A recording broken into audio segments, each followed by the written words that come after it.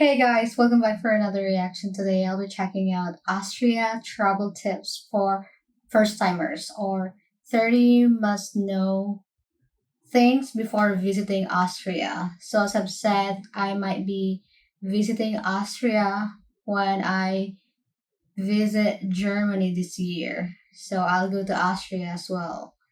And I want to know what to expect when I finally visit this country, this beautiful country. So let's get into this. If you are visiting Austria for the first time this year, make sure you watch this video because in it, I'll be sharing all the things first-timers need to know. Hi, I'm Christina from happytowonder.com, and Austria is to me one of the most underrated countries in Europe. I used to live just across the border over in Munich, Germany, so over the years I've gotten to know Austria pretty well, and so in this video I'm going to be sharing all my best tips and must-knows. Let's start with some basic Austria must-knows and travel planning tips. First things first, Austria is a Central European country with 9 different states. It is not Australia, the country known for kangaroos and koalas. Now, apparently this is a very common mistake that people make. I honestly don't understand how that's even possible because the country's can't be any more different. But if you go to any souvenir shops across Austria, there's always going to be one t-shirt or one magnet that's making fun of the fact that people get them mixed up. For real? So know that it happens, but know that they are in fact different countries and don't get them mixed up. Now, yeah, who thinks that Austria and Australia is the same? That's funny. So I've been to Australia and I love it there. I've seen so many wildlife and I had fun. And now I want to go to Austria because I want to see beautiful countryside, big mountains and stuff. It's beautiful there. And I remember one of my comments said before that why go to Switzerland if you could go to Austria for cheaper? And that's just always in my head. Yeah. Maybe I don't need to go to Switzerland if I could get to experience the same thing in Austria, right? But I still want to go to Switzerland.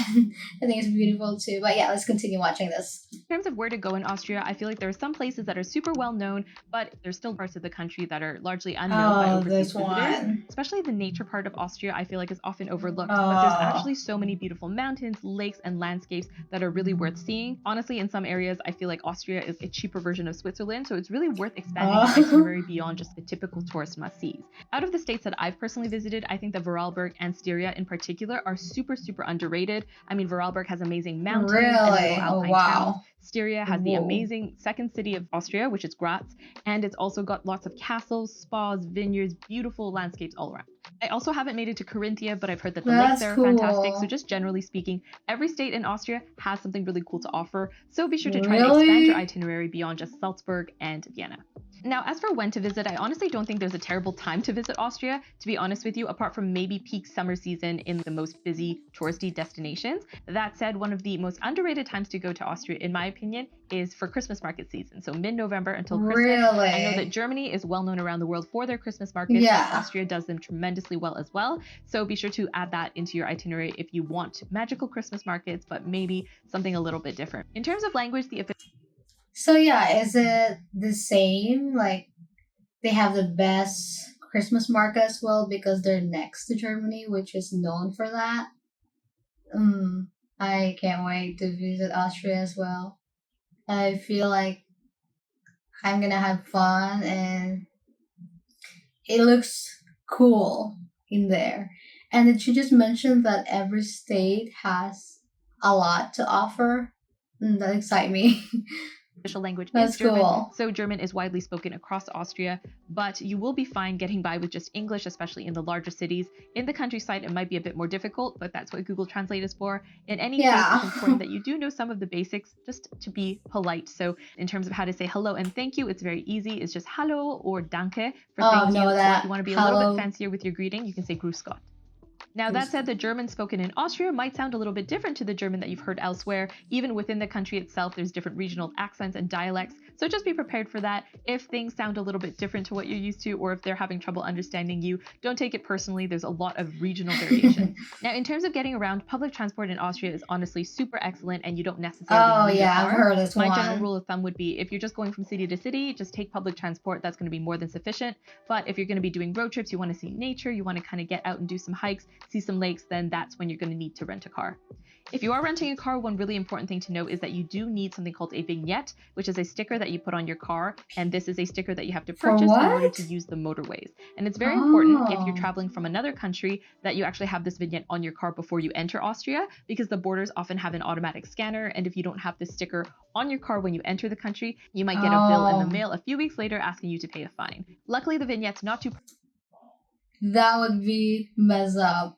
I'm glad I'm watching this one because I know that I'm going to be renting a car because I always want to check out the countryside because I don't like to be in the city much longer.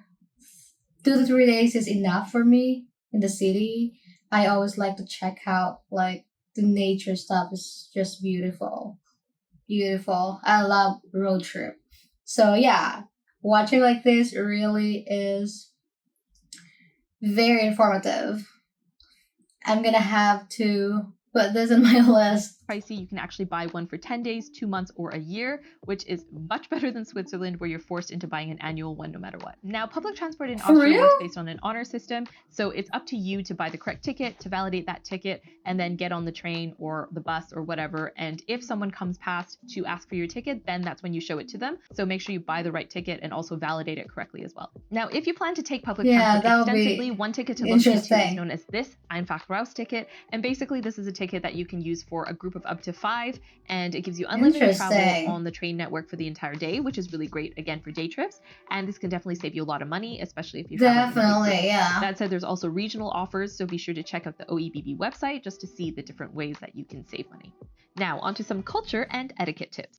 Yeah, I'm definitely gonna do that one because I would definitely save a lot of money than buying for just like one each.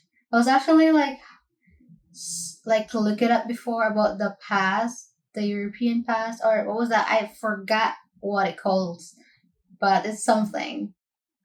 It's like you can use it for like 3 weeks or a month for like $400 to $600, something like that. I don't remember what was it called, but yeah. The most important one is to never say to anyone that Germany and Austria are the same. I know that there are similarities and they both speak German and they're geographically next to each other, but Austrians are very proud of their country and they don't like it when you kind of just assume that they're German or say that they're the same thing as Germany. And honestly, as a Canadian who's often mistaken for American, I understand that completely. So just remember, Germany and Austria, not the same. Austria and Australia, also not the same. Another thing, most Austrians I'm just not going to say anything. I know if you're like me, you grew up on the Sound of Music, you love the landscapes, you love the songs. Trust me, Austrians A, have never watched it, or B, don't like it that much. So if you're striking up conversation with a local, don't try to bond over the Sound of Music, or don't tell them how excited you are to go to Salzburg to see the Sound of Music stuff, because odds are they're not really going to care that much. Instead, find another tourist and bond with them, because I'm sure there's going to be a lot of them eager to do the Sound of Music tour with you. Now, in terms of language, one really handy thing to keep in mind is that the W in German is pronounced like a V sound. Now, the most prominent example of this is going to be the German name of Vienna, which is Wien. It's not Wien, it's not Wien, it's Wien. And similarly, the most popular export from that city is the Wiener Schnitzel. It's Wiener Schnitzel, not Wiener Schnitzel, so be sure to pronounce it correctly because they can be a bit picky about that. Now, just like in Germany... I'm gonna try to remember this because I suck at names or like other stuff. So yeah, that's interesting. Why was it pronounced that way? If it's literally spelled W. That's so interesting. So because it's like double V together? Yeah. I don't know. Interesting. Austrians tend to be very private people, so if you're out in public and you're taking photos, try your best not to get anybody's face in the shot because they can be quite touchy about that. They don't love being recorded without consent, so keep that in mind. Now, in contrast to that, Austrians really don't mind staring. So when you're traveling around the country, you might notice that Austrians will just stare at you while you're walking or while you're sitting on the bus. It's not necessarily because of what you look like or what you're wearing. It's just culturally, they don't see staring as rude. So if they're looking over at you and they're staring at you, it's not like they're necessarily judging you. It's just that's the way things are. It's not rude. Now, tipping wise, tipping culture is definitely different. Are they gonna get mad if I'm recording around and then they pass by or something? I don't want to get in trouble. Different in Austria compared to North America. It's not as pronounced. Tips are not as expected. And even when you do tip, it's fine to just kind of round up or do 5 to 10%. Now, on that note, something that is very different is the way that you tip in Austria. So whereas in North America, it's very common to leave some money on the table after the bill is paid, what you do in Austria is actually you tell them the total amount that you want to pay when you hand over your card or when you hand over your cash. So let's say if you wanted to pay 40 euros in total, including your tip, you give them a 50 euro bill and you'll say 40, and then they'll know to give you only 10 euros change back. That's the way it works. Don't wait until after the meal and leave money on the table because that's not really how they do it. And if you want them to keep the change, just hand over the bill and say stimmt so, and then they'll know that they don't need to give you any change back. Now, in terms of culture, it is often said that Austrians can seem a little bit cold. At least they're not forced to like give like 10 to 20% tip like here. And direct. So generally speaking, when you go to Austria, you're not going to get the kind of bubbly, friendly service that you get in North America. So if you go to a restaurant, it's very common for the waiter to just come, take your order, and then leave you alone. If you want anything else, you're going to have to get their attention. And the way that I've had this explained to me is really in Austria, the culture is so private. People really value their privacy. So really for them, if they're checking in on you constantly like they do in North America, that's actually considered rude because they're interrupting your personal private time. So just keep that in mind. If they don't come back for you, you need to get their attention because they're intentionally not wanting to invade your privacy. Now, funny enough though, despite I actually like that way because I don't like when there's people like keep coming back to me when I'm eating. Like I hate when they're like I'm talking to someone and then they just suddenly like, "Hey, how's it going? Is everything good?" I mean, it's obviously good, right? Because when we need something, we would look or like ask for a waiter. But yeah, I think I like it that way. I don't like when somebody interrupt when I'm eating. When it's really obvious that everything is good. But yeah. all these stereotypes of being private and kind of being withdrawn, one thing that is very common in Austria actually is nudity. So especially if you're going to saunas, that's fully expected that you're going to be going in there naked. And if you're going to any swimming areas like lakes or rivers, there's often designated nude zones, and it's not uncommon to see both men and women alike sunbathing topless. It's just a cultural difference. For real? And it's not something that you're used to. Just keep that in mind and don't be shocked when you see it because it is very common. They're just kind of like free about their bodies over there. All right, now let's move on to some food and drink tips for all. That thing just always shocked me and like kind of weird to me because I don't want like people see me naked or something. That's just kind of odd. And like I get embarrassed when I see like naked people. Like it's not like I always see them. There's like one time I was in the beach and then there's like guys there too. And then I look back and then that guy just pulled down his shorts and I saw his ass or his butt. I was like, what did I just saw? That was so crazy. I was like, I didn't expect it. So maybe that one is European. Yeah. Austria. The first thing I'll say is definitely eat as much dessert as possible when you're there. Honestly, Austria is like the king of desserts, the king of sweets and baked goods. There is so much to enjoy. I'm sure coming from abroad, you've probably heard of strudel before, but strudel is just the tip of the iceberg. There is so much more to enjoy. So make sure you go into a bakery and you go into a coffee house, kind of examine the goodies and let your senses guide you because there are so many wonderful options. On that note, be sure to I'll definitely eat a lot when I go to Austria and Germany because the pastry, they said pastry is really good. in both countries. So I was like, oh, I definitely would gain like maybe 10 kilos. What is that in pound? I don't know. Because I just got back from vacation and I already gained like 2 kilos. And I was like, wow. And I was only gone for 3-day vacation. Imagine if I go for a month, I'll definitely be fat, obese. What the heck? Try regional specialties wherever you go. I know that Austria is not a huge country, but within those 9 states, they have a lot of culinary diversity. So be sure to try the different regional specialties and don't just assume you should be getting schnitzel everywhere, because there's a lot more to try beyond just that. For instance, there's crispy fried chicken known as Backhandel in Styria, which is really fantastic. They also do a lot with pumpkin seed oil, like pumpkin seed pesto, which is really tasty. Käsespätzle is another really amazing specialty that they serve a lot in the different Alpine towns. They're basically these little doughy balls of dumpling that are just doused in cheese and onion, and it's amazing. It's definitely a must try.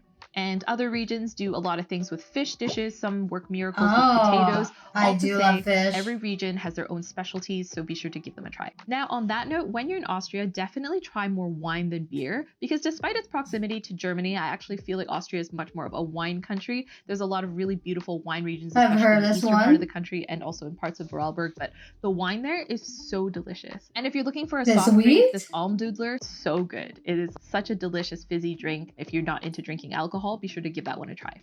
As a final food tip, don't order the schnitzel with sauce. I've heard that they can be very touchy about this. In Germany, it was quite common for us to do this, I have to admit, so I used to eat my schnitzel with mushroom sauce or with the special sauce on top. Apparently, in Austria, this is quite sacrilegious, so just don't do it. All right, lastly, let's cover some tips for once you arrive in Austria. The first one is to bring cash with you. So a lot of places will accept card these days in Austria, but still, predominantly cash is still king. I definitely recommend bringing cash in smaller denominations as well. I know that you can get euro bills that are up to 200 or 500 euros. Most smaller shops will have trouble accepting that, so just try to keep your denominations to 50 or under for smaller purchases, and your life will be way easier. On that note, okay, about the cash, there's Austria and Germany have the same cash or like money, because they're next to each other. So I wonder if they both have the same money, like currency. Is it like it's Europe? Do you guys use pounds, right? I'm not sure. I'm not really sure. So yeah, let me know. Also, make sure you have a few coins on you, because public washrooms in Austria do cost money to use, even at restaurants on the highway. So make sure you have coins, because often it'll cost like 50 cents or €1 to use the washroom. Another thing is to not jaywalk. Jaywalking is illegal in Austria, as it is in many countries, but the difference is here they actually tend to enforce it. So definitely don't jaywalk and play it safe. The last thing to be aware of is that Sundays... Yeah, that's something that I really want to avoid. Like, there's one time in Australia, one time I was like walking and then I stopped at the stoplight because it was red and it was like taking forever. I was like, what is going on? And it's still red. I jaywalk because it took a while. I was like, I think it was like 3 minutes, like not kidding. It was just red. I thought it was broken, so I just like ran for it or walk for it. I was like, I actually ran because I don't want to get caught. I was like, oh my gosh. I think that was illegal. Definitely. But yeah, I will remember not to do it. Oh, I don't want to get caught and be banned in this country. In that country. It's a day of rest in Austria, so oftentimes the shops, even supermarkets, will be closed on Sundays. So if you need to do any shopping, make sure you do it before Sunday. The only exceptions are maybe bakeries, restaurants, and sometimes different grocery stores and shops in public transport hubs, so like train stations or airports. Otherwise, you can expect all grocery stores and all shops to be shut on Sunday, so don't get caught out without food. All right, thank you so much for watching. I hope you found those tips helpful. That was a really good video, and yeah, that was really helpful and really informative. Now I have some idea and what to expect on what to do when I visit Austria one day soon. But yeah, thank you guys for watching. I'll see you next time. Bye.